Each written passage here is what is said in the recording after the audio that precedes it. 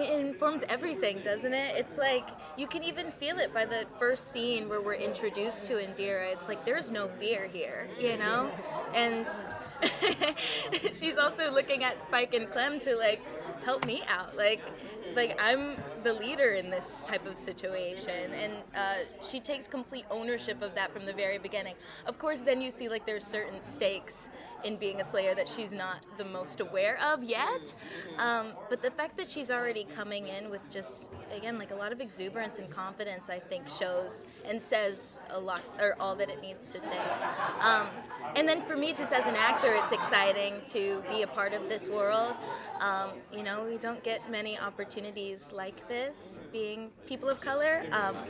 So I just wanted to make sure, one, that I was doing the show justice, but also making sure that I was adding my own flavor, my own spice too. A little seasoning. Exactly.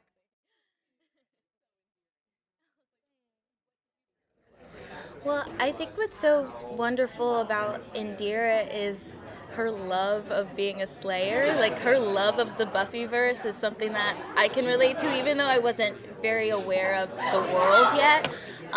Definitely being young and being a fan of things, that's the whole reason why I'm an actor, is because I'm just a fan of TV shows and movies.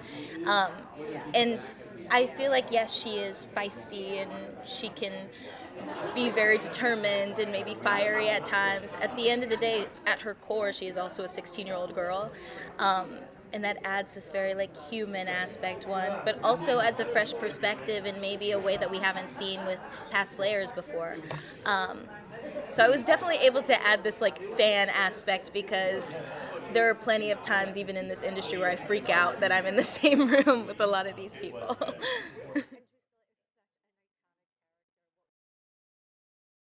Okay, well, first of all, I don't necessarily think differently in terms of, I feel like when I'm working on voice, or whether it's theater or movies or television, I basically do the same work, and then of course there's different technique and different craft for each medium. If it's a close-up, you're obviously doing something a little bit different than your whole body working in the theater.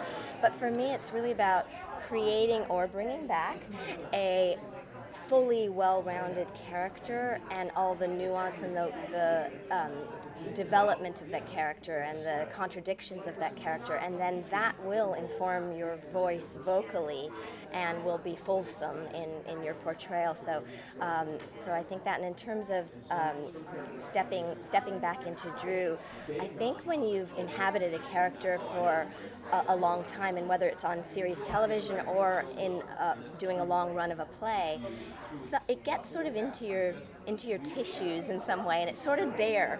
So I actually found it surprisingly easy to slip back into Drew. Not that I hopefully am like her in my own day-to-day life, because that would be a bit scary.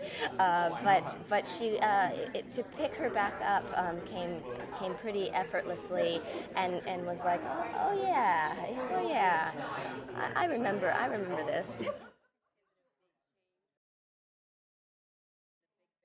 Yes, she's definitely more ambitious, and also she is not an appendage. She's not subservient to anyone. She really does drive a lot of the action, and so that was very interesting.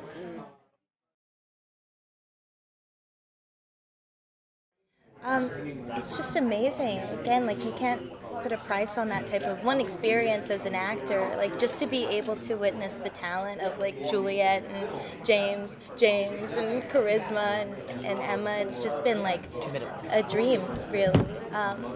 And then I think that's what's so great about like this Audible podcast, is whether you're a veteran fan or if you're coming into this with fresh ears, fresh eyes, you know, there is something here for you to relate to. And Indira, my character, she represents that in a lot of ways. And even someone in my position who wasn't very aware of the show, you can come into it and step into this magical world and still be able to be taken out of whatever craziness is happening in your own world.